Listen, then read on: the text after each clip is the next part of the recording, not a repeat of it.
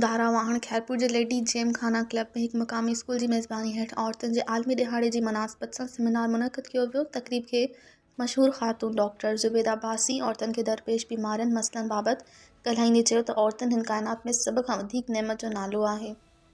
औरत ई मर्द की गाॾीअ जा फीथा आहिनि, पर मर्द खे बि औरत ॼणियो आहे। असां समाज में औरत जो तहफ़ुज़ में मर्द जे ज़िम्मे आहे, पर औरतुनि जे हक़नि बाबति मर्दनि जे समाज में केतिरनि ई पहलुअनि खां मुनफ़ी सोच ऐं मुनफ़ी अमल साम्हूं अची रहियो आहे। इन बाबति मर्द जी सुठी तरबियत करण जी ज़रूरत आहे। हिकु औरत खे जॾहिं वक़्त खां अॻु नंढी उमिरि में शादी कराई वञे थी त उहा ज़हनी, जिस्मानी ऐं मुआइशी तौरु दबाव जो शिकार रहे थी, जंहिं करे संदसि ज़िंदगीअ ते संदसि मर्ज़ी ऐं इख़्तियार न हुजण बराबरि हूंदा आहिनि।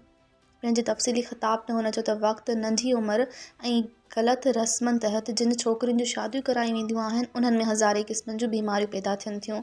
आलमी तहक़ीक़ मूजिबि औरतुनि में मौजूदु बीमारियुनि जो अंग 75,000 खां मथे आहे।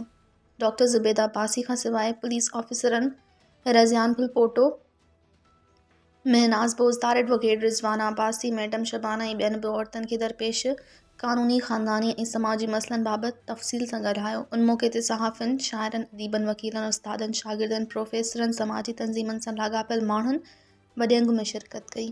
मज़ीद ख़बरनि ऐं तफ़सीलात लाइ विज़िट कयो असांजी वेबसाइट www.awamiNewsHD.com ऐं ॾिसंदा रहो अवामी न्यूज़ HD।